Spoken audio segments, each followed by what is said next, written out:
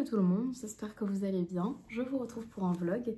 Je teste un petit peu ce cadre parce que j'ai un petit peu plus décoré mon appart par rapport aux dernières vidéos que j'ai filmées du coup il y a 2 mois à peu près.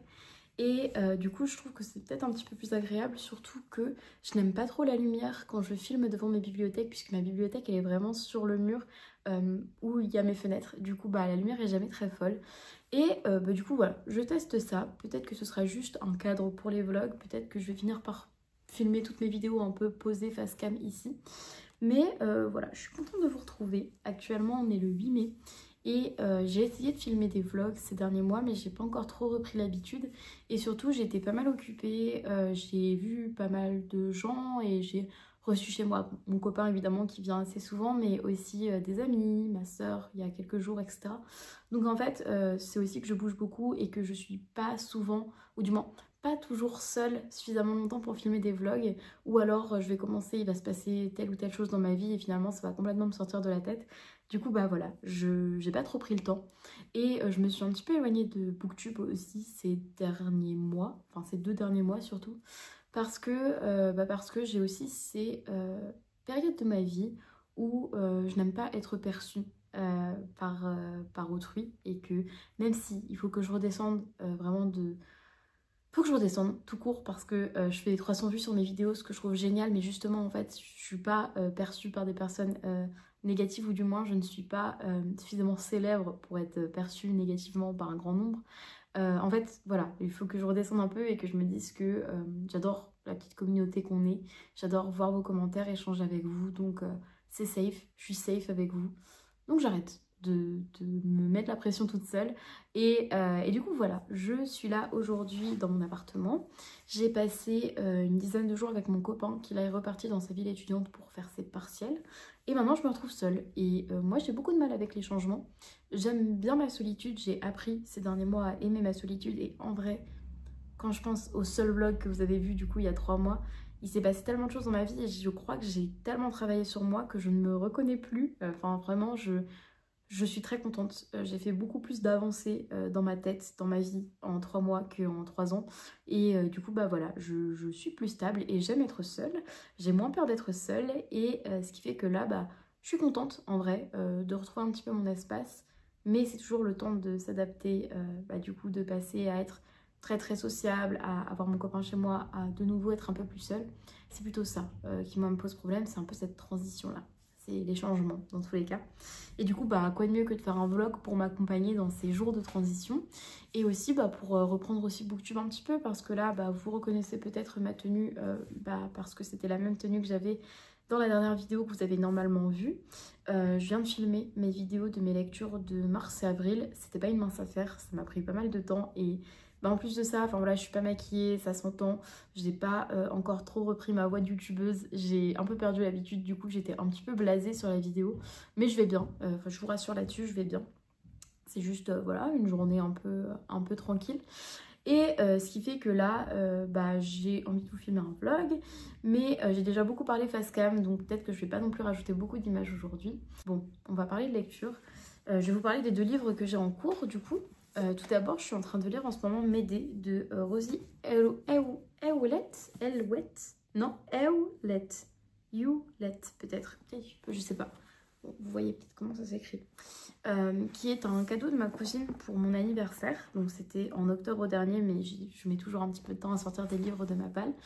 Et si vous ne me connaissez pas trop, si vous ne connaissiez pas cette chaîne, quand j'avais plein de vidéos ces dernières années, mais beaucoup que j'ai archivées, Médée c'est mon mythe préféré. J'ai moi-même tenté d'écrire une réécriture de Médée.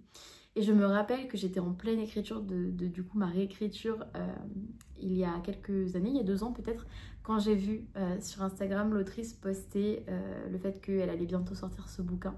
Et je me rappelle avoir ressenti une telle jalousie de me dire oh non, quelqu'un l'a fait avant moi, alors que Jean Anouilh, Laurent Godet, enfin ils sont énormément. Corneille je crois, Racine ou Corneille, je ne sais plus, qui a écrit la réécriture de Médée que j'avais étudiée au lycée. Enfin bref, c'est un mythe. tout le monde a le droit de s'en emparer. Christa Wolf a écrit une version de Médée que j'ai adorée il y a quelques années. Mais plutôt je m'étais dit mince, pile au moment où moi je suis en train de me casser la tête à essayer de savoir comment réécrire Médée, il y a cette nouvelle version qui sort, je vais avoir envie de la lire mais du coup ça va peut-être trop m'influencer et tout. Au final j'ai lâché cette réécriture, comme je lâche beaucoup de mes projets d'écriture, mais ça j'en parlerai peut-être dans cette vidéo ou une autre. Et en fait, ça m'est un peu sorti de la tête. Puis ma cousine me l'a offert parce qu'il a été traduit. J'ai été très surprise qu'il soit traduit aussi vite. Et déjà, regardez-moi à quel point il est magnifique. C'est un bouquin magnifique. Et d'ailleurs, sur la 4e de couverture, on a l'illustration qui est derrière Médée. Et je la trouve magnifique. J'ai envie de me perdre là-dedans. Les couleurs sont trop belles. La peinture est très belle. Du coup, bref, j'ai commencé il y a quelques jours. Et en fait, ça se lit hyper vite parce que c'est un vrai page turner. Et là, je dois être à la page... je me suis arrêtée à quelle page? Je me suis arrêtée à la page 203. Donc c'est allé assez vite, je suis presque à la moitié. Et je suis pas hyper convaincue. Hein. Je pense que j'ai eu cette période-là, du coup il y a 3-4 ans, où je lisais pas mal de réécritures de mythes. C'est la période à laquelle j'ai lu Circé, j'ai lu Le Chant d'Achille, j'ai lu Ariadne de Jennifer Saint.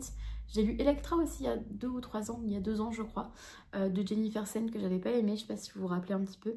Enfin bref, j'ai eu ma période réécriture de mythes, un peu réécriture dite féministe, mais je crois que j'en suis totalement sortie. Parce que finalement, cette Médée, elle est pas très différente des autres réécritures que j'ai lues, même si en vrai Circé, c'était quand même un très très bon bouquin. Je mets Madeline Miller un peu en dehors de cette catégorie de réécriture un peu plate, un peu creuse de mythes et d'histoires de femmes qui ont marqué du coup l'Antiquité. En fait, je crois que je suis sortie totalement de cette période-là parce que j'ai fini par me lasser. C'est un petit peu comme la romance. J'en lisais un peu à un moment. Et la romance, en fait, j'ai fini par me lasser parce que c'est évidemment tout le temps les mêmes codes. Et le genre est vraiment là pour ça. En fait, les personnes qui aiment la romance ne vont pas nier que c'est tout le temps un petit peu le même schéma d'action, le même rythme. Mais justement, en fait, c'est une sorte de canevas, c'est une sorte de toile sur laquelle chaque autrice, chaque auteur peut tisser sa propre histoire, mettre ses propres personnages, rendre ça original ou non. Mais dans tous les cas, c'est toujours un petit peu la même toile de fond. Et alors du coup c'est trop bien pour les personnes qui aiment, mais moi j'avoue que ça a tendance à me lasser. Et je trouve que ces réécritures dites féministes de mythes, c'est un peu la même chose. C'est tout le temps le même rythme, tout le temps les mêmes actions qui se succèdent. Et finalement, moi qui ai une licence de lettres et qui ai étudié pas mal de textes antiques justement, ou de réécritures classiques, je connais bien les mythes et je trouve que ces réécritures contemporaines n'apportent rien. Je trouve qu'à la limite, ça peut être une bonne porte d'entrée dans ces mythes-là. Quelqu'un qui ne connaît pas le mythe de Médée, je trouve que ça c'est super parce qu'on voit toutes les étapes, parce que le mythe de Médée est vraiment, c'est un long mythe parce qu'il y a pas mal d'épisodes et que les textes antiques ne touchent qu'aux scènes finales, aux discussions entre guillemets finales entre Jason et Médée. Et c'est dans ces discussions-là que sont évoqués les grands méfaits du passé, de leur passé ensemble, tandis que cette réécriture, comme certains autres textes, et le texte que je voulais écrire en ces parties, reprend vraiment étape par étape. On suit la jeunesse de Médée et tout ce qu'elle va faire, commettre avec Jason. Et donc, c'est une super porte d'entrée à ce mythe-là. Mais pour moi, qui connais très très bien le mythe, forcément, je suis très exigeante, c'est mon mythe préféré. Et au-delà de ça, en fait, je trouve que c'est un peu facile de dire qu'une réécriture est féministe. Alors, c'est pas non plus vendu comme ça, mais plutôt c'est ce genre de bouquin où la com qui est faite autour, ça va être... on redonne la parole à ces femmes oubliées de la mythologie ou de l'Antiquité, etc. Sauf qu'elles ne sont pas oubliées. C'est des personnages qui ont intéressé déjà les auteurs de l'époque, les dramaturges du 5e siècle avant Jésus-Christ. Donc vraiment, c'est des femmes qui déjà intéressaient les auteurs de l'époque, même si évidemment, parfois, ça pouvait être dans des rôles un peu moindres, mais même pas forcément. En fait, comment expliquer ? Oui, il y a forcément peut-être des aspects un peu misogynes dans ces mythes-là, mais moi je trouve qu'il y a des textes antiques qui sont beaucoup moins misogynes que des textes qui ont 200 ans, par exemple, dans la représentation de la femme. Et surtout, en fait, ces femmes-là, elles sont quand même personnages principaux des mythes de Euripide, de Sophocle. Et je trouve que du coup, c'est dommage un petit peu de prétendre que c'est seulement dans les années 2020 que l'on commence à remettre la lumière sur des personnages qui, en fait, ont toujours intéressé les lecteurs et toujours intéressé les autrices, les auteurs, etc. Et donc voilà, c'est un peu facile. Je trouve que c'est aussi écrit dans un style très young adulte et très facile. En fait, peut-être que si vous avez vu ma dernière vidéo, vous savez que j'en ai un petit peu parlé. Je suis de plus en plus blasée face aux romans qui se contentent de raconter une histoire et qui ne prennent pas soin de bien la raconter. Alors là, c'est peut-être un peu méchant, c'est peut-être un peu dur, hein, mais j'ai envie quand même qu'il y ait une originalité dans la plume des choses que je lis. Et c'est pas forcément quelque chose que tout le monde... Enfin, c'est pas un critère, je veux dire, il y a des gens qui aiment juste se divertir et qui s'en fichent un petit peu de la plume, et il n'y a aucun souci à ça. Même moi, j'ai eu un coup de cœur, comme je l'ai dit dans ma dernière vidéo, pour le 2e tome de l'Entre des Louves, du coup La Maison à la Porte Dorée de Elodie Harper. Alors que c'était pas hyper bien écrit, vraiment la plume, je m'en foutais, mais j'étais à fond dans l'histoire, je voulais suivre tous les rebondissements. Moi aussi, j'aime être divertie par mes lectures. Cela dit, je suis de plus en plus lasse parce que j'ai l'impression de relire tout le temps la même histoire et surtout tout le temps la même plume. C'est vraiment très générique, c'est très simple, très facile et ça m'énerve. Donc voilà pour ce que j'ai à dire pour l'instant de m'aider. Je me dépêche parce que j'ai pas beaucoup de batterie, là il va falloir que je mette mon téléphone en charge. Et cela dit, après, je veux quand même lire ce bouquin. Parce que déjà moi je suis quelqu'un qui a du mal à ne pas finir ses lectures. J'aime bien aller au bout des livres que je commence. Mais j'ai quand même envie de voir ce qu'elle en fait. Et il y a aussi, ah ouais, il y a quand même un truc dont je veux parler, mais il va falloir quand même que je garde du contenu pour ce vlog quand même par rapport à ce livre. Je trouve qu'en fait, elle est trop docile, Médée. Peut-être aussi parce qu'elle est jeune, j'ai hâte de voir ce que l'autrice va en faire, justement, c'est pour ça que j'ai envie de lire la suite. C'est que je trouve que Médée, elle est un petit peu trop pour l'instant victime des circonstances de sa vie. Et alors, effectivement, c'est un personnage hyper complexe et qui a vécu des traumatismes et qui a été manipulé par les hommes pour aussi... devenir ce monstre que tout le monde voit en elle. Mais je trouve que c'est trop réducteur de dire ça. Je trouve que Médée, c'est aussi un personnage qui incarne une férocité. C'est un peu une figure de l'absolu, enfin, surtout dans la version d'Anouilh que j'adore. Elle incarne un truc presque bestial aussi. C'est une sorcière, mais elle est aussi hyper intense. Elle sait ce qu'elle veut. Et je trouve que c'est trop facile de la représenter comme cette femme victime des hommes. Donc j'ai hâte de voir si elle se sort un peu de cette narration qui la force un petit peu à rendre Médée docile, quoi. J'ai hâte de voir ce qu'elle en fait. Parce que Médée, elle commet quand même des choses tellement graves, des actes tellement cruels, que ça m'énerverait que tout soit mis sur le dos de Jason. Alors, Jason, c'est pas un personnage que j'aime forcément. Si, je l'aime parce que j'aime sa complexité et j'aime justement que c'est tellement un manipulateur et un narcissique, mais en même temps, il est aussi beaucoup plus complexe que ça. Dans moi, la vision que j'ai de ce personnage, en fait, c'est deux personnages qui peuvent être facilement catégorisés dans ces deux archétypes de la femme très forte, mais en même temps qui va être manipulée, et l'homme manipulateur, toxique, un peu le pervers narcissique trademark, que en fait, moi, je trouve ça trop facile et que j'ai envie de voir la manière dont les auteurs peuvent leur apporter à chacun de la complexité. Pour l'instant, elle tombe dans les archétypes. Et c'est un peu dommage. Enfin, elle tombe dans les stéréotypes. Après, c'est un choix aussi. Et donc, à voir comment ça se passe. Mais du coup, moi, c'est très cool parce que je lis ça et je suis à la fois prise dans l'histoire, mais en même temps, je sais exactement ce qui va se passer parce que je connais le mythe par cœur, chaque étape. Et je vois aussi quelles sont ses inspirations parce qu'il y a plusieurs manières de raconter ce mythe. Certains auteurs omettent des détails, d'autres choisissent de choisir justement des justifications différentes à l'action de certains personnages, certains dieux, les motivations de chacun et tout. Mais du coup, bah, j'arrive à voir ce qu'elle choisit. Et c'est marrant parce qu'il y a des scènes que je lis et je me dis, tiens, j'ai fait les mêmes choix quand j'ai choisi de réécrire Médée. Et d'autres moments, je suis en mode, ah non, j'aurais pas du tout fait ça. Donc c'est une expérience assez originale de lecture. J'ai rarement cette expérience d'avoir l'impression de lire sur mon sujet. Parce que c'est vraiment mon sujet, le mythe de Médée. Je le connais sur le bout des doigts. Donc bref, tout ça pour dire que c'est une lecture très intéressante. Je suis pas convaincue. Je pense pas du tout que ça va être une bonne lecture, du moins que je vais en garder un bon souvenir. Ou alors je mets pas de notes à mes lectures, mais que ça va être une bonne lecture. Mais l'expérience est hyper intéressante. Et je finis cette image. Attendez, je finis de filmer ça et je parle d'autre chose parce que je prends mes vidéos en plusieurs fois pour justement que mon téléphone ne risque pas de tout supprimer s'il s'éteint. J'allais dire justement, je parlais de ça dans ma dernière vidéo et j'avais promis d'en reparler dans une autre vidéo et du coup je vais en profiter dans ce vlog.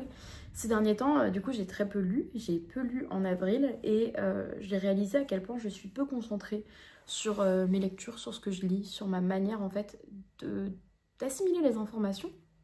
Pas qu'à travers la lecture d'ailleurs. J'ai eu ces discussions avec mon copain qui est quelqu'un de très cultivé sur beaucoup de points.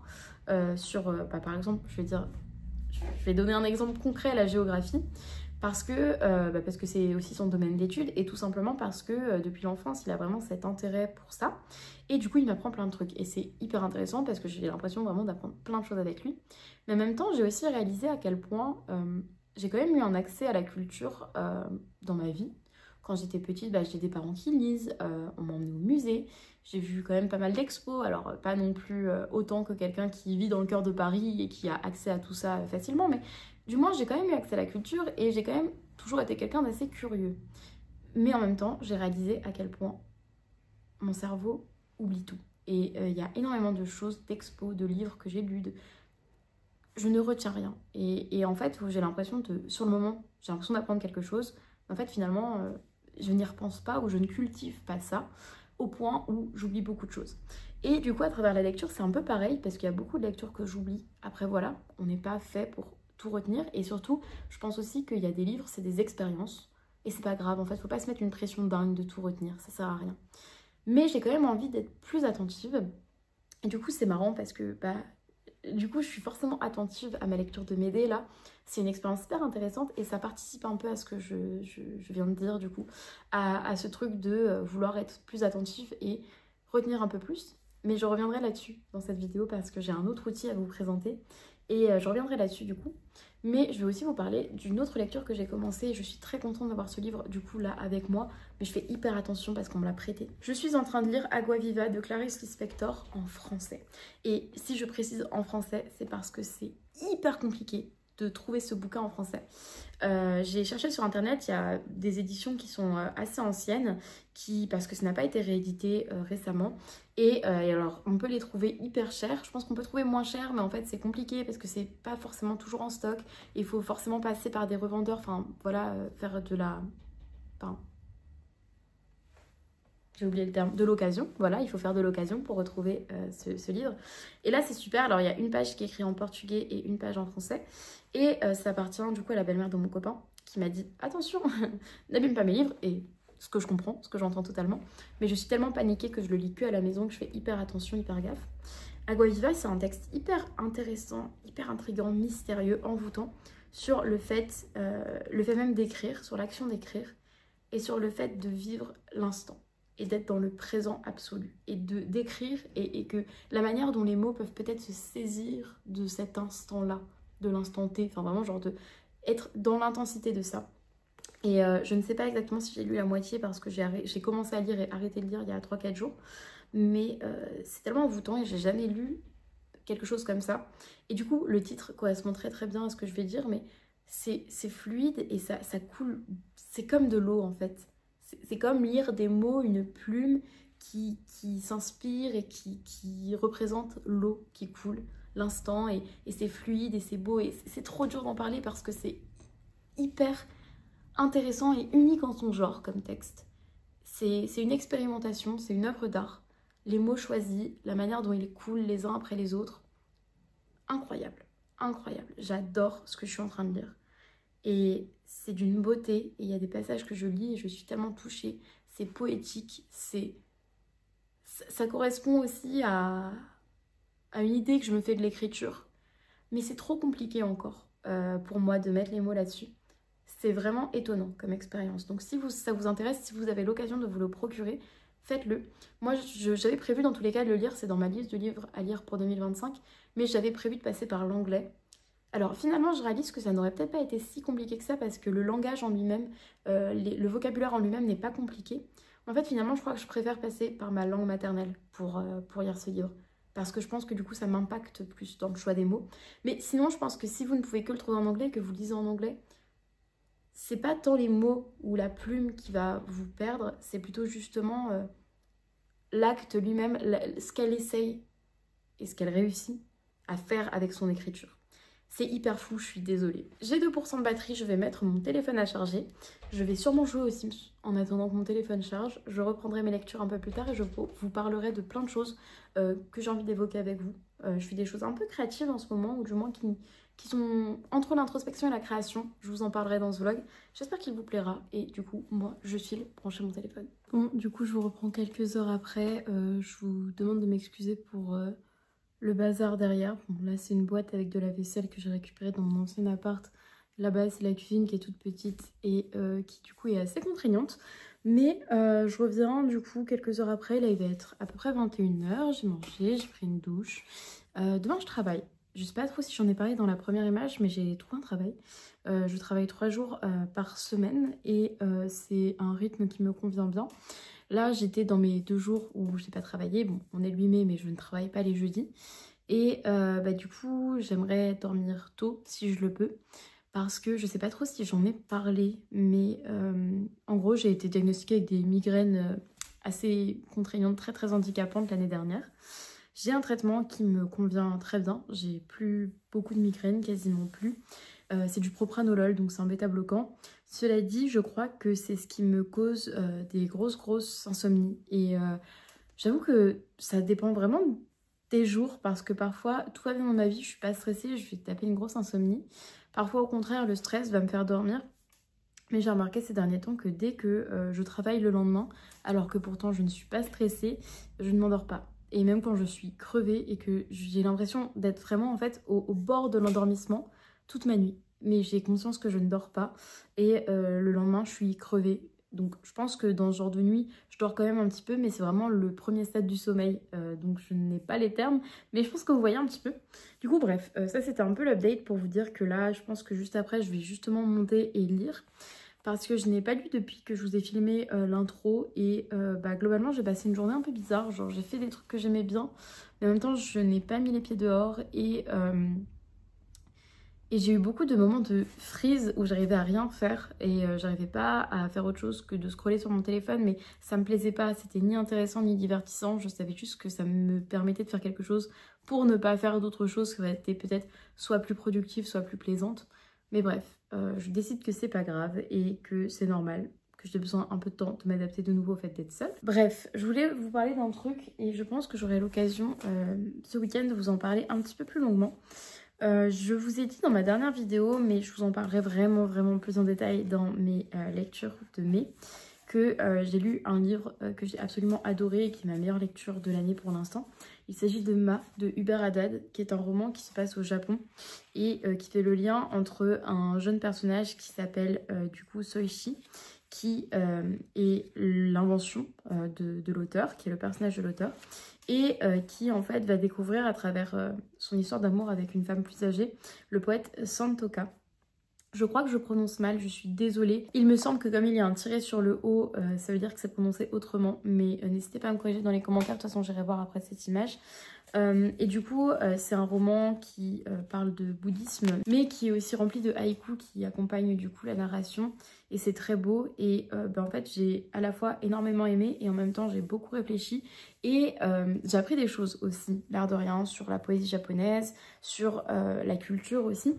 Et du coup, j'ai vu que sur internet, beaucoup de personnes parlent d'un type de journal qu'elles appellent le Commonplace Book.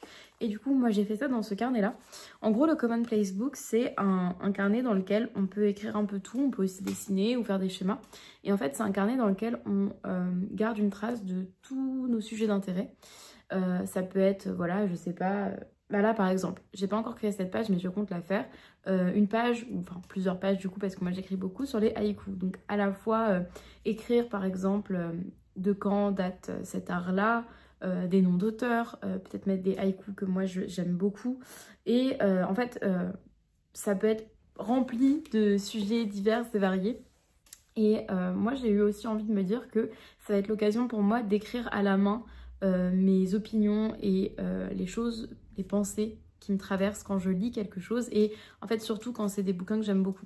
Je pense pas que par exemple pour m'aider, quoique ça peut être intéressant de faire des pages sur m'aider justement, j'allais dire, je crois pas que sur le livre que je suis en train de lire en ce moment qui me passionne pas, ce soit forcément une bonne idée d'écrire, mais en fait si, ça peut être intéressant. Et du coup voilà, pour l'instant moi j'ai pas du tout fait d'illustration ou quoi, je dessine très mal et c'est pas forcément quelque chose que je compte faire, mais j'ai écrit tout ça en fait.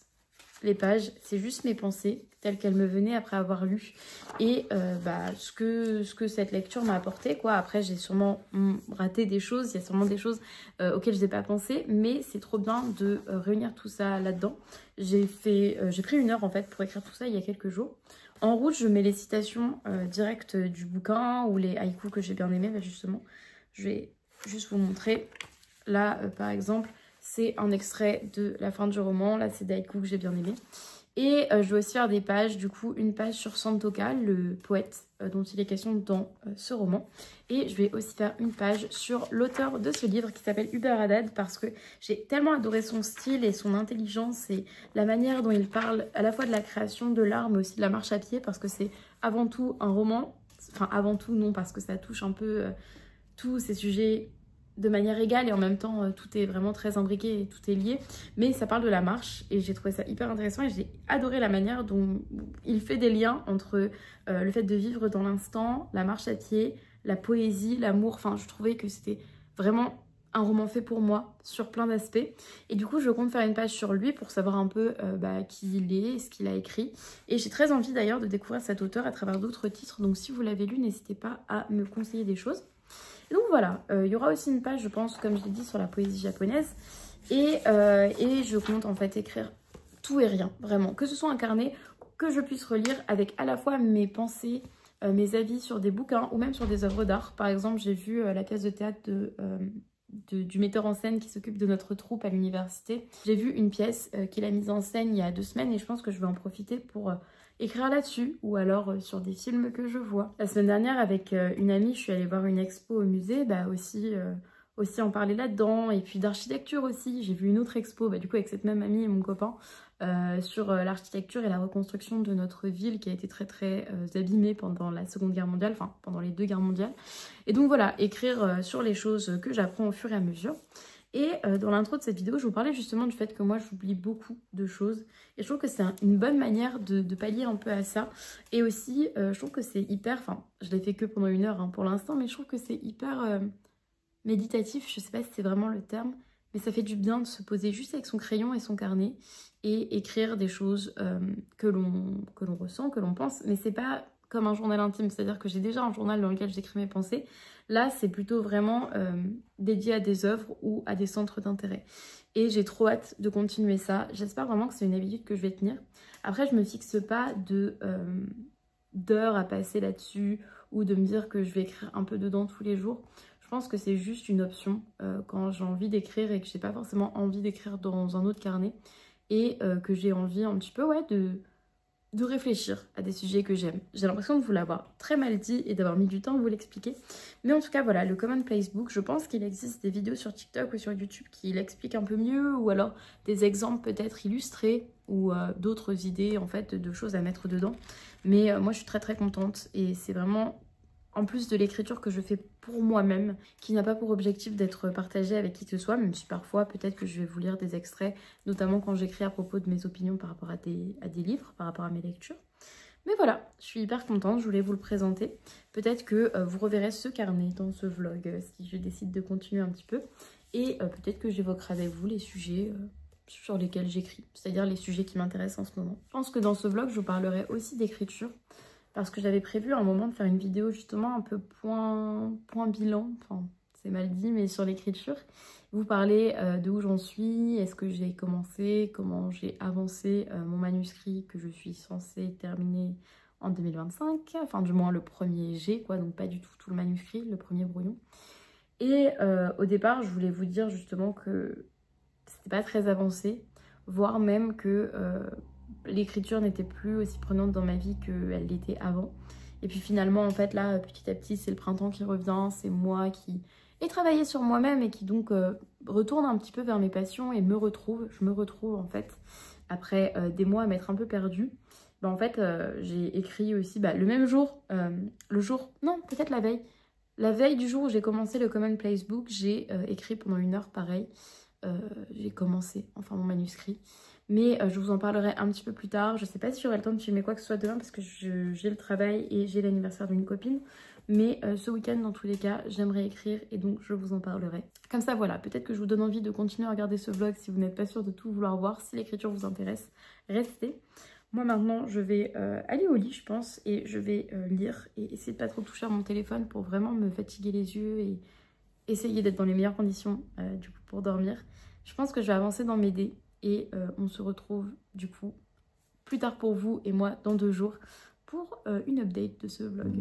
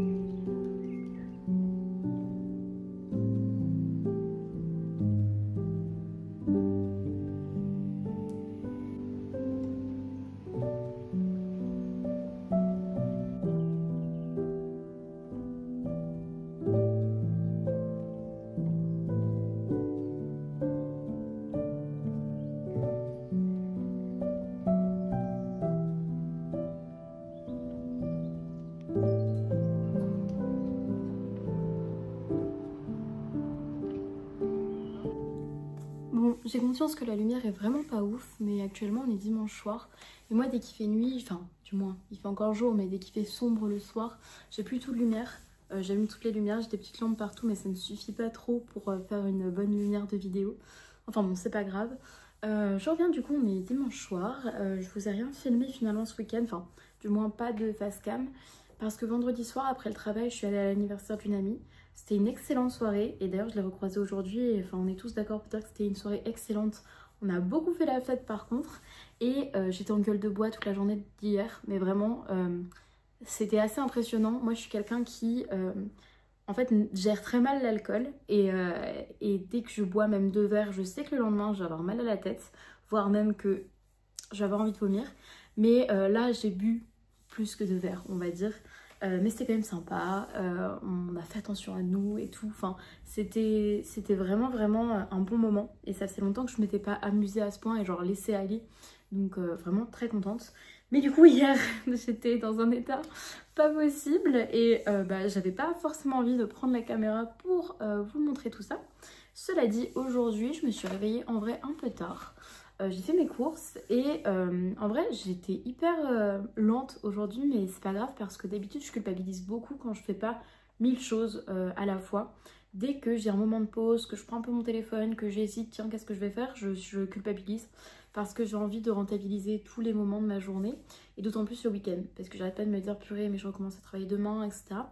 Aujourd'hui j'ai réussi à vraiment être tranquille et il y a eu plein de moments de flottement où je faisais pas grand chose, mais c'est pas grave, ça m'a pas empêché de quand même passer une très bonne journée. D'ailleurs je vais vous en parler puisque l'après-midi, vous l'avez vu un petit peu en vidéo je pense, je suis allée dans mon café préféré avec mon livre et avec un carnet. Et avant que je vous en parle, parce que là finalement je réalise que j'ai oublié de vous parler de quelque chose, je réalise que quand j'avais pris la caméra pour la dernière fois, c'est-à-dire jeudi soir, je vous avais dit que j'allais lire un peu plus de Médée avant de dormir. Et je vais parler de ça avant de vous parler de mes activités du jour. Parce que là j'ai avancé, je crois que je suis peut-être à la page 200. Je sais que je m'étais arrivé un nombre pair en fait, enfin je m'étais vraiment focalisée sur le fait de lire 50 pages de plus et je crois que j'étais à la page 150, donc ça doit être ça. Et du coup en fait je voulais vous dire que finalement je suis assez contente parce que même si encore une fois je sais que ce sera pas une lecture qui va me marquer profondément et que je ne suis plus si fan que ça de ce style là, j'aime beaucoup la manière dont l'autrice elle traite certains sujets et sa manière d'écrire ces sujets là. Finalement en fait j'arrête pas de dire que le style me plaît pas, mais c'est bien et je trouve que c'est une force de savoir écrire dans un ton assez épuré, dans un style qui n'a pas trop d'identité entre guillemets, parce que finalement vous lisez cette histoire, vous dites pas tout de suite ah c'est Rosie Howlett, pardon, j'ai toujours du mal à dire son nom, je crois que c'était Howlett la manière dont je l'ai prononcé la dernière fois, parce qu'en fait je lis ça et je me dis que ça aurait pu être écrit par exemple Jennifer Saint que j'ai lu dans Electra et Ariadne, ça pourrait être une autre autrice qui fait de la mythologie, je sais pas trop, mais il n'y a rien de distinctif, de discernable on va dire, on n'arrive pas forcément à trouver une voix, un style particulier. Cela dit, je trouve que c'est hyper compliqué de savoir aussi bien expliquer les choses de manière simple sans que ça pèse sur l'action, sans que le rythme du coup en pâtisse parce que en fait l'autrice s'arrêterait potentiellement toutes les 2 lignes pour nous expliquer des références mythologiques et tout. Je trouve que le rythme est vraiment très très bien géré et j'aime beaucoup la manière dont cette autrice elle parle de la magie et des pouvoirs de Médée. C'est assez simple mais en fait elle se focalise pas mal là-dessus quand même et je trouve que c'est hyper important et c'est bien qu'elle le fasse. Et je trouve que c'est très intelligent de sa part de justifier la corruption de Médée par justement le fait qu'elle utilise la magie noire. Et j'aime trop les descriptions en fait justement de ce qui se passe dans son corps, dans sa tête, autour d'elle quand elle invoque un petit peu cette magie des morts. Et ouais, je trouve ça hyper intéressant, je trouve que c'est un point vraiment chouette. Donc pour ça, je suis assez contente et d'ailleurs je pense que là, je vais pas tarder parce que justement je travaille demain et j'aimerais moi là reprendre un rythme de sommeil même pour les jours où je travaille pas.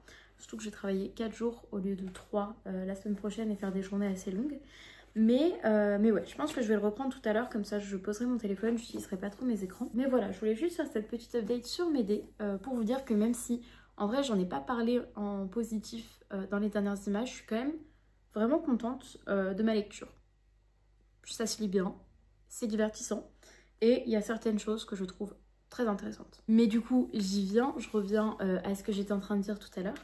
Je me suis posée dans mon café préféré pendant au moins 3 heures au soleil, c'était vraiment très chouette.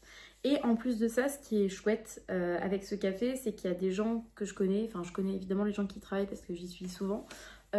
J'ai des amis qui y passent souvent, ce qui fait que même si j'étais seule, j'ai quand même eu quelques interactions avec des amis qui étaient installés ailleurs et avec qui j'ai pu discuter un peu, notamment de ce que j'étais en train de lire en ce moment.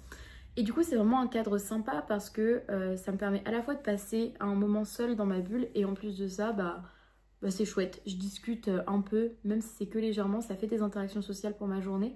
Et je sais que si j'étais allée dans un autre café, j'aurais pas eu d'interaction sociale aujourd'hui du tout. Donc c'était le bon équilibre. En plus il faisait beau et il faisait progressivement de plus en plus beau pendant la journée, donc c'était hyper agréable. Et du coup, j'ai repris ma lecture que j'avais mise en pause depuis 2 semaines. En vrai, j'avais commencé il y a 2 semaines et j'avais posé ça. 2 semaines ou 1 semaine? Peut-être 1 semaine, non. J'avais commencé il y a 1 semaine, c'est ça. Et c'est Agua Viva de Clarice Lispector. J'ai pris le risque de le mettre dans mon sac alors qu'on me l'a prêté et qu'il ne faut pas que je l'abîme, mais je ne l'ai pas abîmé. Et c'est vraiment vraiment beau. J'adore ce que je ressens quand je lis ces mots. Je pense que si ça vous intéresse, il faut vous dire que vous n'allez pas tout comprendre. Mais même elle dit qu'elle écrit un livre qu'il faut lire rapidement. Elle écrit un texte qui est fait pour être lu rapidement. Et que justement en fait, elle-même elle est un peu perdue dans ce qu'elle raconte. Elle sait pas forcément, elle sait quel est son fil, mais elle ne sait pas forcément où il l'emmène. Et c'est assez opaque. Mais c'est une langue tellement belle. Enfin, je trouve que du coup, là où le traductrice ou traducteur a fait un très très bon travail. Je n'arrive pas à lire le texte original, donc peut-être que je m'avance un petit peu trop, mais je trouve que ça pourrait avoir été écrit en français et être très poétique et très beau. J'ai pas l'impression que le texte perd en poésie en français. Encore une fois, je ne sais pas lire le portugais, donc peut-être que je m'avance un peu trop. Mais bref, c'est déroutant parce que justement, je vous avais parlé du fait qu'avec Ma, que j'ai lu du coup pendant le mois d'avril et que j'ai terminé en début mai, que je veux prendre le temps d'être plus attentive à mes lectures.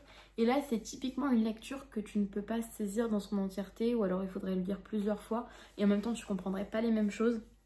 Et du coup, ça demande un peu du lâcher-prise. Mais du coup, c'est une expérience de lecture très intéressante. Je pense que c'est à la fois un beau texte, mais c'est surtout plaisant de par l'expérience que ça procure. Et surtout, moi déjà, j'ai été... Enfin, je trouve ça magnifique parce que je me retrouve un peu dans ces mots, même quand c'est perché. Mais ça m'a énormément inspirée en fait. J'aimerais bien vous lire un extrait. Je ne sais pas lequel sélectionner parce que j'en ai pris en photo plusieurs, mais je filme avec mon téléphone. Et en fait, j'aimerais vous lire un extrait avant de passer au sujet suivant de cette update de vlog. Je vais te faire un aveu. Je suis un peu effrayée. C'est que je ne sais pas où m'amènera cette liberté mienne. Elle n'est ni arbitraire ni libertine, mais je suis sans entrave. De temps en temps, je te donnerai une histoire légère, aria mélodique et cantabile pour interrompre mon quatuor à cordes, un fragment figuratif pour s'ouvrir une clairière dans ma selve nourricière. Suis-je libre? il y a quelque chose qui me retient encore.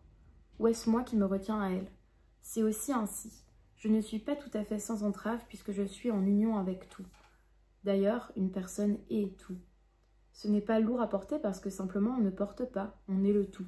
Il me semble que pour la première fois, je suis en train de savoir des choses. L'impression, c'est que je ne vais pas plus jusqu'aux choses seulement pour ne pas me dépasser. J'ai une certaine peur de moi, je ne suis pas de confiance et je me méfie de mon faux pouvoir. Ceci est la parole de qui ne peut pas. Je ne dirige rien, ni mes propres mots, mais ce n'est pas triste, c'est une joyeuse humilité. Donc voilà, ça vous donne un exemple de ce que je veux dire quand je dis que ça peut être un peu opaque mais en même temps très beau. Et enfin bref, je suis très inspirée par ça du coup. Et j'avais aussi pris mon carnet, donc mon Common Place Book, au cas où j'avais envie d'écrire des choses notamment sur ce texte. Mais au lieu d'écrire des choses sur le texte en lui-même, j'ai été inspirée pour écrire moi-même. J'écris vraiment en italique dès que je suis en public parce que je n'ai pas envie qu'on puisse me lire. Mais en fait, je me rends compte que mon écriture italique est beaucoup plus compréhensible et beaucoup plus lisible que mon écriture de base parce que j'ai une graphie pas très belle. J'écris comme une enfant et ça me fait mal en plus d'écrire parce que je tiens mal mon stylo, mais bref. J'ai écrit du coup 1, 2, 3, 4, 5 pages manuscrites, assez petit en plus et ça m'a demandé pas mal de temps parce que j'ai écrit pendant plus d'1h30 et avec évidemment des pauses pour regarder un peu autour de moi, profiter du soleil, boire mon sirop à l'eau. Mais franchement, je suis très fière de moi et c'est pas forcément des choses écrites pour être lues.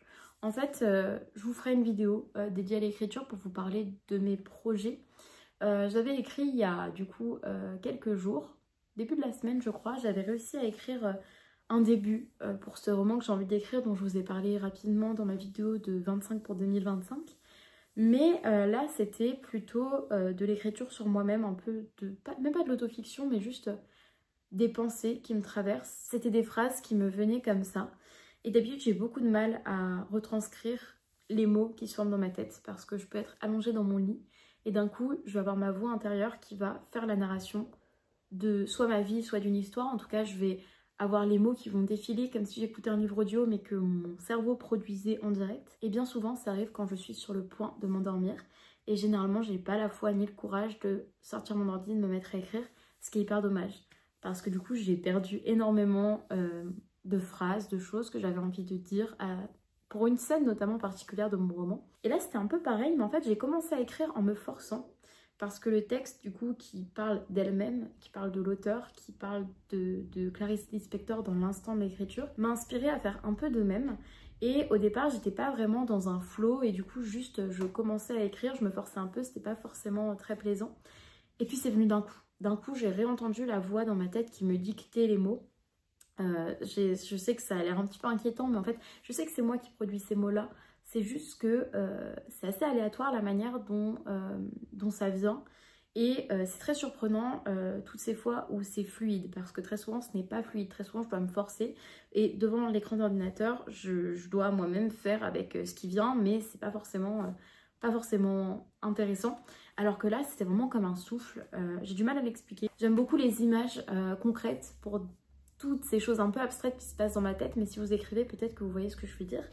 Et du coup, bref, au départ, je me force et ensuite les pensées viennent d'elles-mêmes et je réussis à écrire dans un souffle. Donc, j'écris bon, à propos de moi, à propos de l'écriture, de ce que je ressens. Mais c'est pas non plus comme écrire dans un journal intime parce que c'était quand même de l'écriture littéraire, entre guillemets.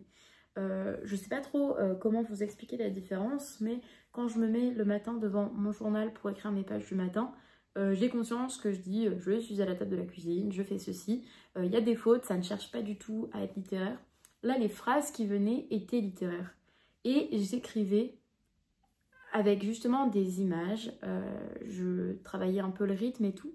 Mais tout ça, ça venait de manière assez fluide et donc c'était hyper agréable. Donc bref, comment différencier un petit peu mon écriture personnelle, pas du tout littéraire, de celle-ci? Je dirais que celle-ci, elle est peut-être un petit peu plus ancrée dans un projet que j'avais... peut-être de recueil de poésie ou peut-être de texte poétique, mais qui n'était pas un recueil, mais qui était... un peu une sorte d'odyssée avec un fil conducteur qui était l'océan, la mer et le fait de plonger. Je replace parce que mon téléphone a coupé la vidéo. Plonger dans le sens aller tout au fond de l'océan, remonter, mais aussi cette quête de sens et cette quête à l'intérieur de soi, voilà, qui est propre à chacun, mais moi qui est en rapport avec le deuil de ma mère, avec mon enfance, etc.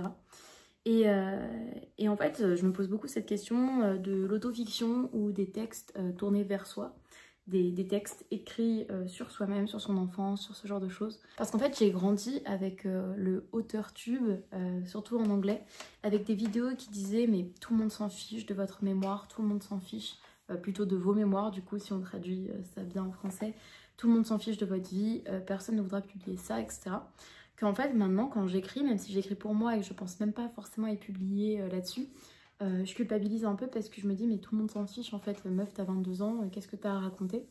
Et je trouve que ça fait plus de desservice qu'autre chose ce genre de conseils parce que bah il y a des gens qui ont beaucoup de choses à dire en fait, et même si il vous est arrivé peu de choses, si par exemple vous écrivez sur vous-même, peu de choses dans le sens où si vous êtes jeune ou si vous n'avez pas une vie aussi exaltante que quelqu'un qui écrit ses mémoires après avoir, je sais pas, voyagé dans plein de pays, vécu plein de traumatismes, ça veut pas dire que vous n'avez rien à dire parce que bah, un texte littéraire c'est avant tout une œuvre d'art, et je pense que énormément d'artistes en fait vont puiser en eux-mêmes pour créer, et que je trouve que c'est plus admis peut-être dans d'autres arts que l'écriture, en l'occurrence l'écriture de livres, c'est plus admis de parler de soi-même parce que je trouve que dans l'univers plutôt littéraire, c'est tout de suite vu comme être un but de sa personne. Et du coup, bah moi, ça me fait me questionner parce qu'à la fois j'écris et en même temps là, je me suis pas relue parce que j'ai pas envie forcément de travailler ça activement et me dire que je vais corriger tout de suite ce que j'ai écrit. J'aime bien le fait que ce soit une écriture fluide et à la limite que je compile tous les textes que j'écris pour ensuite voir quelle forme ça a et comment corriger, comment agencer. J'ai pas envie de me relire et de me dire non mais là ça fait pompeux, là t'es prétentieuse, là ceci, cela. Si c'est plutôt le style qui est lourd, évidemment, je vais essayer de le corriger. Mais si c'est moi-même qui me dis non mais ça va intéresser personne, les gens qui vont te lire, ils vont te prendre pour quelqu'un de prétentieux et tout, ça m'énerve. Ça c'est vraiment des pensées parasites qui m'empêchent et qui m'entravent en fait dans mon écriture, dans le fait que j'aime créer des choses, utiliser les mots pour créer des images, dire des choses. Et en l'occurrence, si j'écris ce texte, c'est pas forcément pour être publié un jour, c'est pour moi aussi. Et parce que j'ai été encouragée, notamment pendant mes 2 mois, non, un peu plus, pendant mes 3 mois de master de créa littéraire, j'ai été encouragée dans les textes que j'écrivais aussi à propos de mon enfance, aussi à propos de choses que j'ai vécues. Et bah, il faut aussi que je reconnaisse que j'ai beau avoir 22 ans, j'ai une vie assez compliquée et que c'est pas que j'ai envie d'en parler maintenant et tout, mais que j'ai vécu, et dans ma famille on a vécu des choses assez particulières, et que c'est aussi une source infinie d'écrits, et c'est trop chouette. Et c'est marrant parce que à côté de ça, moi j'écris des chansons. J'aimerais énormément pouvoir produire des chansons. J'adore l'idée de en fait créer de la musique à partir de textes que j'écris. Je fais ça, enfin du moins j'écris des textes depuis mes 15 ans.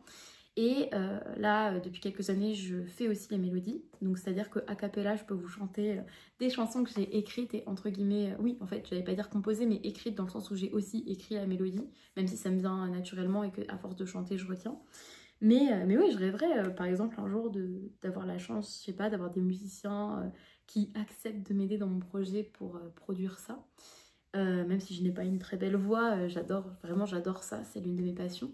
Et ben, par exemple, dans mes textes que j'écris pour la musique plutôt, là j'ose carrément être ultra personnelle. Et ce qui est très drôle, c'est que si je fais écouter mes chansons à autrui, j'aurais tendance à cacher un peu ça. Vous allez vraiment être dans mon secret là, parce que je sais que dans tous les cas je vais avoir 300 vues. Je vais tendance à dire ah oui, bon c'est un peu fictif et tout, alors que finalement c'est une excuse pour parler de mes sentiments parfois les plus moches, d'avouer des choses dont je suis pas fière, de me confronter à moi-même. Et j'adore écrire de la musique, surtout que j'écris en anglais, ce qui est une sorte de barrière en fait. C'est que d'un coup, c'est comme si quand j'utilise l'anglais, je peux me permettre d'être vraiment totalement moi-même, alors que c'est pas ma langue maternelle, même si c'était la langue que parlait ma mère. C'est un peu, enfin, du moins elle était prof d'anglais et elle parlait anglais de par sa grand-mère à elle. Et en fait, ça me permet d'être totalement honnête parce que je sais que c'est pas forcément accessible autant que si j'écrivais des textes en français. Parce que même si je sais que plein de gens comprennent l'anglais, ça reste pour moi un truc qui me fait du bien et qui me protège un peu. Et du coup, bref, je suis partie sur une tangente. En tout cas, voilà, l'écriture personnelle, littéraire, je trouve ça très intéressant, j'adore en lire. Il faut que je prenne confiance en moi. Et je suis très contente d'avoir écrit. J'espère pendant ce vlog que je vais aussi réussir à continuer un petit peu mon manuscrit, plutôt mon idée de fiction. Et voilà, c'était une très bonne journée. Après, je me suis fait ma petite salade, j'ai mangé des nems. Là, il est 21h, un peu plus de 21h, je pense. Et j'essaye de retrouver un rythme, comme je l'ai dit au début de cette update. J'essaye de dormir mieux parce que là, mon rythme, il est complètement éclaté. Et donc, je vais essayer de me mettre au lit assez tôt avec mon livre en espérant ne pas faire d'insomnie parce que je suis très très sujette à ça. Et du coup, voilà, je vais m'arrêter là, je pense, parce que c'est déjà long. Et j'ai hâte de revenir vous parler d'autre chose parce que j'adore ce vlog pour l'instant. Je suis très contente. Ça me fait trop du bien de vous parler et je suis hyper contente d'avoir retrouvé ce lien-là parce que pendant des mois, j'ai essayé et c'était pas fluide. Et là, je sens que j'ai des choses à dire et ça me fait trop du bien de les partager. Donc, super. Donc voilà, j'espère que ça vous plaît aussi.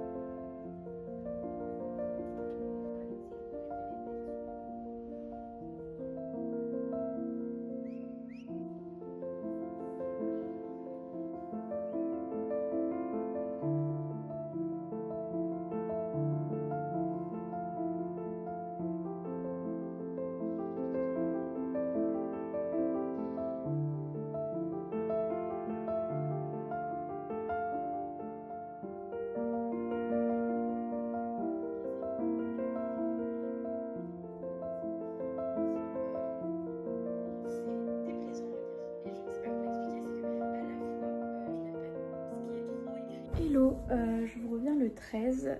Je suis désolée pour les bruits que vous allez entendre. J'ai ouvert les fenêtres parce qu'il fait très chaud dans mon appart, je vis sous les combles. Et parce que dès qu'il y a des courants d'air, ma porte d'entrée, comme vous pouvez l'entendre, claque un peu.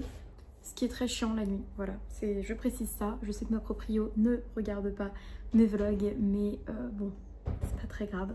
Je reviens vous parler du coup. Vous avez vu, je pense, sur les images précédentes que j'ai pas mal lu. J'ai lu en terrasse notamment, je vais vous en parler juste après. J'ai commencé un nouveau livre. Et en fait, hier je travaillais, aujourd'hui je ne travaillais pas. J'ai profité ce matin du fait d'être à la maison, d'avoir une journée pour moi, même si demain c'est encore pareil, pour faire le montage de la vidéo que j'ai filmée la semaine dernière et que vous avez déjà vue, qui est la vidéo de mes lectures de mars et d'avril. Et je suis assez contente parce que j'ai essayé plusieurs fois de la filmer et j'avais du mal, comme j'ai un peu perdu l'habitude ces 2 derniers mois, j'avais du mal à me voir, j'avais du mal à monter la vidéo, même pas pour une question de confiance en moi, mais juste en fait au bout d'1h45, c'est le temps que j'ai mis à faire le montage face à moi-même, à m'écouter et à couper le moindre mot qui en fait n'a pas sa place ici, le moindre hésitement quand je me reprends en vidéo et tout. En fait je pouvais plus me voir ni m'entendre. Je pense que si je devais monter les vidéos de quelqu'un d'autre j'aurais la même sensation, mais c'est en vrai je pense encore plus difficile quand c'est nous-mêmes. Et peut-être que si vous avez une chaîne ou des réseaux sociaux vous comprenez ce que je veux dire. Mais bref, du coup ça m'a fait du bien de sortir tout à l'heure. Je suis allée boire un café latte du coup dans mon café fétiche dans lequel j'étais déjà allée dimanche. Et là pendant 1 heure j'ai revisionné du coup la vidéo pour être sûre que tout allait bien. Et j'ai joué Animal Crossing. J'ai recommencé une nouvelle partie parce que qu'en fait je sais pas, j'arrive jamais à aller jusqu'au bout de mes parties. Alors je sais que c'est pas un jeu qu'on termine, mais je finis toujours par me lasser, j'aime bien recommencer. Sauf qu'en fait j'avais supprimé une partie sur laquelle j'avais pas mal d'avancées et je ne sais pas pourquoi j'ai fait ça. J'étais dans un moment où j'étais pas très bien et je voulais juste un peu... quitte à pas pouvoir reset ma vie dans la vraie vie, autant reset dans Animal Crossing, sauf que je regrette parce que j'adorais cette île et là je suis en train de repasser par toutes les étapes chiantes du début du premier jour à enlever la mauvaise herbe, de devoir donner une par une des créatures à Tom Nook pour qu'il appelle Thibou en mode on a besoin d'un musée sur l'île. Enfin bref, là j'ai terminé de jouer je pense pour aujourd'hui, peut-être que je reprendrai ma Switch tout à l'heure pour aller pêcher et pour attraper des insectes de nuit. Et là du coup après cette image je vais faire à manger. Voilà, comme ça vous avez un petit peu le contexte de là où j'en suis avant que je vous parle de lecture. Mais surtout dans la matinée j'ai lu et terminé Agua Viva de Clarice Lispector. Je suis assez contente parce que je n'ai pas abîmé le livre. J'ai adoré ma lecture, j'ai même été très émue à la fin, enfin très émue. Je sentais que j'avais beaucoup d'émotions et j'ai eu une petite larme qui m'est montée à l'œil mais qui n'a pas coulé sur ma joue. Donc c'était pas non plus le torrent. Mais ouais, quel texte, c'est assez époustouflant. C'est très très opaque hein, comme je l'ai dit, mais en même temps c'est très beau et j'ai des passages qui me restent bien en tête. Évidemment c'est pas le genre de bouquin dont on saisit toutes les subtilités, mais je pense que je le relirai, je vais essayer de me le procurer moi-même et je pense que chaque lecture qu'on en fait, enfin, c'est ce type de livre, j'en parle souvent, j'aime beaucoup ce type de livre, dont chaque lecture nous révèle de nouvelles choses, un peu comme un recueil de poésie. Je pense que je pourrais lire ça 5-6 fois et à chaque fois ne jamais avoir la même lecture, ne jamais être touchée par les mêmes choses. L'écriture est très belle et très différente de tout ce que j'ai jamais lu. J'ai jamais lu quelque chose comme ça. C'est vraiment une autrice qui, à travers son écriture, veut se saisir de l'instant et essayer de comprendre qui elle est. Et elle se pose des questions sur la mort, sur la manière dont elle vit, son intensité. Et à la fin, j'ai trouvé un passage très beau sur ce qu'elle appelle la grâce. Et c'est ce que moi j'appelle un peu l'émerveillement. Faute de meilleurs mots, j'ai jamais vraiment su comment l'exprimer. C'est ce genre de moment, alors c'est pas la grâce dans le sens religieux du terme, mais c'est ce genre de moment où d'un coup vous êtes dans un état de plénitude, que ce soit devant, je sais pas, devant un magnifique paysage ou juste parce que vous êtes posé avec votre café, elle c'est son cas en terrasse avec une cigarette, et un moment de plénitude énorme et où on se sent vraiment dans l'instant et connecté à soi-même et connecté à la nature et au monde en fait autour de nous. Je pense que c'est quelque chose que tout le monde, je ne sais pas en fait parce que j'en parle pas souvent, j'aimerais bien poser la question à mes amis, mais je pense que c'est quelque chose que l'on ressent tous. Dites-moi dans les commentaires si c'est votre cas ou pas. Mais moi c'est quelque chose qui m'a toujours fascinée depuis l'enfance parce que j'ai ressenti ça. Purée, j'en ai trop marre de ma porte, pardon. Vous imaginez pas la nuit à quel point c'est chiant. Surtout que là je ne peux rien faire. Du coup ces moments en fait j'en ai depuis l'enfance et ça m'a toujours fascinée parce que en fait ça pouvait être vraiment des moments très très anodins où je fais quelque chose que je fais d'habitude, je sais pas, je suis sur un cahier de vacances quand j'ai 8 ans dans la petite maison de vacances de ma mère, je fais mes exercices, je regarde par la fenêtre un petit peu en pensant à autre chose et là grand moment de plénitude, d'émerveillement et souvent c'était aussi la source de mes idées créatives. Dans ce genre de moment j'avais envie d'écrire, j'avais envie de me saisir de cet instant et d'en créer quelque chose et ça dès l'enfance. Et ça pouvait aussi être par contre être face à un paysage magnifique. Et là à ce moment-là c'est un peu ce sentiment d'être face à quelque chose d'époustouflant, face à l'immensité et donc il y a un peu plus une raison logique à ce sentiment. Mais en tout cas j'en ai eu beaucoup et je pense que c'est grâce à ce genre de moments que j'avais énormément quand j'étais plus jeune que j'ai eu envie d'écrire, que j'ai eu envie de créer des choses. Et je trouve que c'est un livre en fait qui parle de ça. Il y a un passage là-dessus à la fin, mais je pense que tout le livre parle de ça parce que même quand l'autrice va mal et le dit dans son écriture qui est vraiment automatique et elle ne s'arrête pas, elle ne se relie pas, elle essaye vraiment de laisser l'écriture révéler des choses et dire des choses d'elle-même sans trop s'interroger sur ce qui est en train de se passer. Et donc même quand elle a ses sentiments un peu négatifs pendant l'écriture, je trouve que cette recherche de l'instant, c'est aussi une recherche d'une sorte de Dieu, parce qu'elle parle bien du fait que sa spiritualité est compliquée, mais aussi une recherche de ce genre de moment d'émerveillement ou de grâce, selon elle.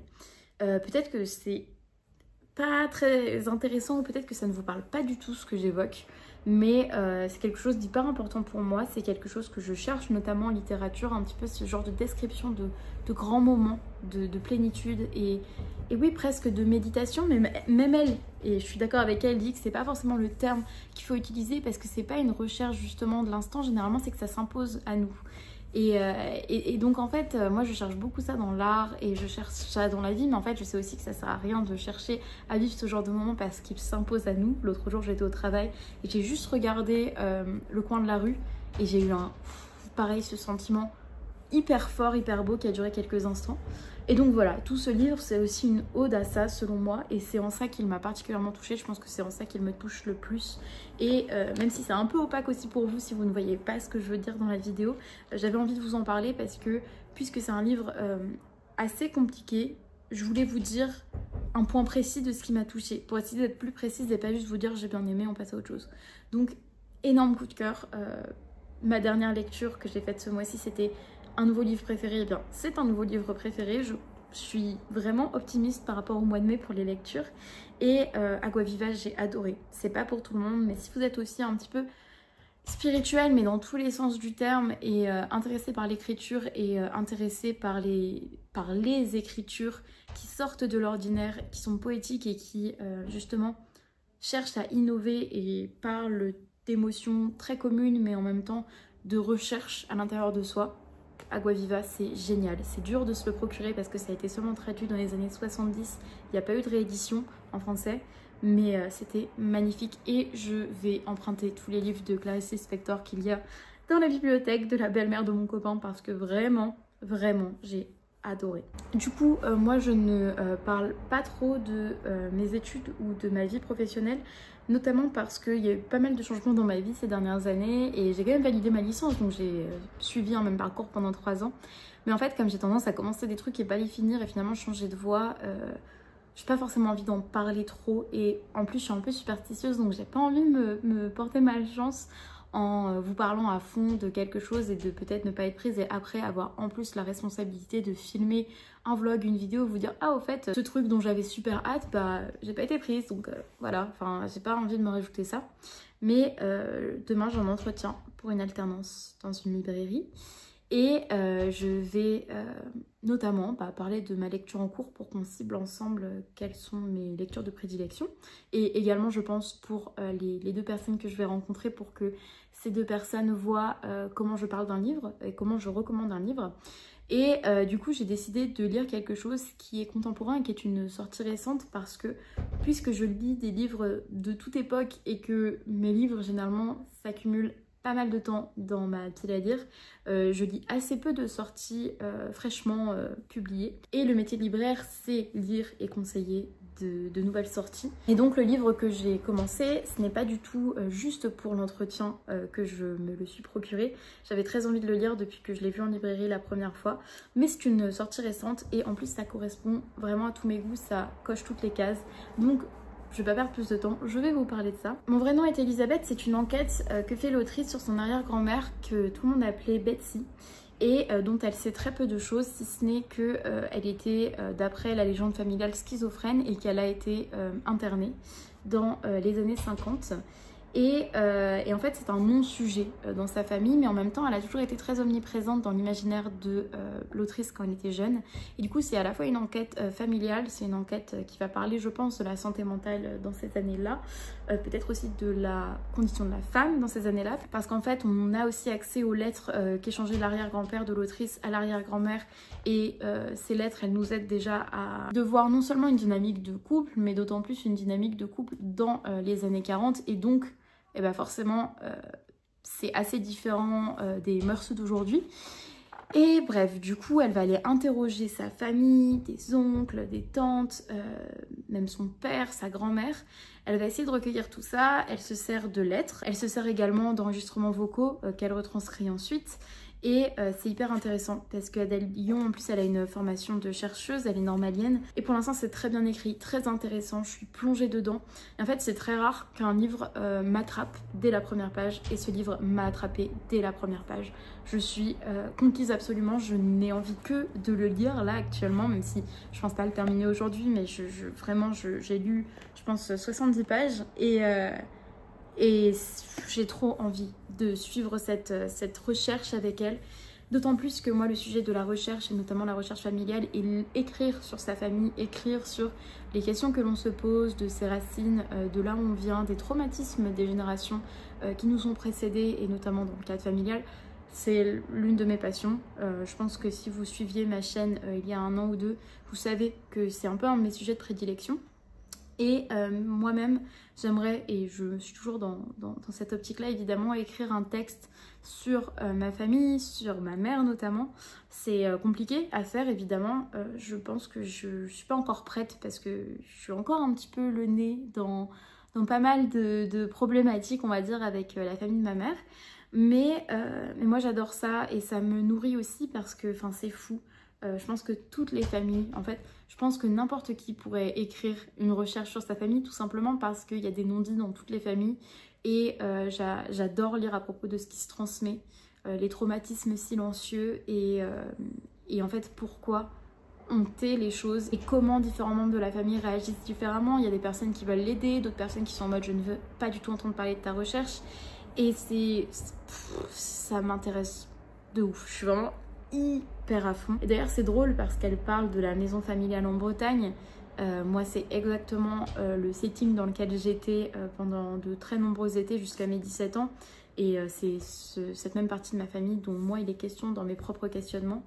Et je trouve que c'est fait pour l'instant avec une grande vulnérabilité, mais en même temps avec une justesse aussi que je trouve très intéressante. En fait c'est brillant, enfin moi je suis conquise quoi. Et je sais que je suis seulement à 70 pages, mais j'ai pas peur de dire que c'est un très très bon livre. J'ai hâte de voir la suite, hein. Peut-être que ça va me décevoir évidemment, mais je ne pense pas. Parce que vraiment là je suis vraiment à fond. Et en plus le livre est très très beau, le livre est magnifique. J'aime beaucoup ses éditions. Et au-delà de ça, je trouve que l'illustration en elle-même est super belle. Donc voilà pour une lecture que j'ai commencée. Je pense que le vlog fait au moins 1 heure. Mais j'ai pas envie de l'arrêter maintenant parce que je sais que je vais faire d'autres lectures. J'ai envie de vous parler d'autres choses. En plus demain du coup je ne travaille pas, j'ai l'entretien et puis j'irai peut-être à la salle de sport. Je vais essayer de faire des petites choses. Voilà, ce sera un bon vlog. Pardonnez-moi, mais je pense que pour les personnes qui prennent le temps de me regarder, c'est quelque chose je pense que vous appréciez. Puis vous n'êtes pas tenu de tout regarder ou de tout regarder d'une seule traite. Et moi à présent je pense que je vais me faire à manger. J'ai un peu la flemme parce que ce que je veux me faire c'est assez long, mais au moins j'en aurai pour demain midi. Et après je ne sais pas du tout ce que je fais ce soir. Peut-être que je continue Animal Crossing, peut-être que je lis. Et d'ailleurs à ce sujet je ne vous ai pas reparlé de m'aider parce que je n'ai pas continué ma lecture pour l'instant. Je n'abandonne pas, peut-être que je vais le reprendre ce soir d'ailleurs. Parce que en fait j'ai du coup terminé Aquaviva. Je pensais que à Aquaviva. À chaque fois que j'avais envie de lire, c'était vers ce livre-là que je me tournais.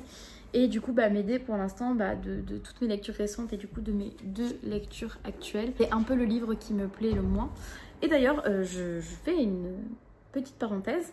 Dans les images que je vous ai montrées il y a peut-être 30 ou 40 minutes pour vous, je me suis filmée, enfin ou du moins j'ai filmé ma table quand j'étais au café avec un livre et d'ailleurs je vais le chercher. Du coup, si vous l'avez remarqué et si vous attendez que j'en parle, oui, j'ai commencé Orlando de Virginia Woolf, mais en fait, j'ai lu genre 5 pages et il y avait une personne à côté de moi au café qui parlait avec une autre personne qui était encore derrière. Et non seulement j'arrivais pas à me concentrer, mais en plus, j'étais hyper investie dans leur conversation. Et du coup, je les ai pas trop lus, mais c'était un café que j'étais allée prendre. Non, c'était pas un café, c'était une boisson bleue à base de fleurs et je crois de myrtille. Et je crois qu'il y avait du matcha dedans. C'est une tuerie. Et du coup j'ai juste lu 5 pages et j'ai pas compris parce que j'étais vraiment trop investie dans la conversation. Mais je pense pas le lire dans ce vlog. Je sais pas si je vais le lire maintenant. En fait je l'avais pris au travail et du coup au café parce que c'est plus pratique dans un sac. Mais je suis contente de l'avoir acheté en français parce que j'ai 2 éditions d'Orlando déjà mais en anglais. Et je me suis dit que Virginia Woolf, je la comprends beaucoup mieux en français. J'avais essayé d'ailleurs de lire Les Vagues en anglais et finalement c'est quelqu'un qui était dans ma promo en master qui m'a prêté son édition en français et finalement j'ai beaucoup mieux compris, comme c'est ma langue, c'est normal. Donc voilà, Virginia Woolf, j'aime bien l'avoir en anglais, en français. De toute façon c'est une autrice que j'adore, c'est l'une de mes autrices préférées, donc ça ne me dérange pas d'avoir plein d'éditions. Et je trouve cette édition du livre de poche magnifique, je trouve le bouquin super beau.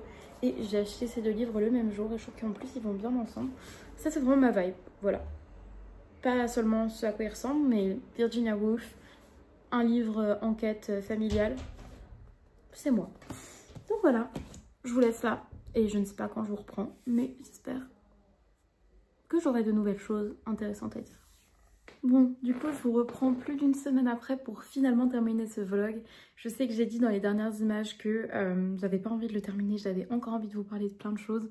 Mais j'ai fait le montage et ça fait plus d'1 heure, donc je pense que c'est bien que je m'arrête là. Et surtout que, voilà, j'ai pas continué trop à lire après les images que je vous ai filmées. J'ai repris un petit peu ces derniers jours, mais globalement, j'ai eu quelques jours où je lisais moins, où j'étais plus occupée.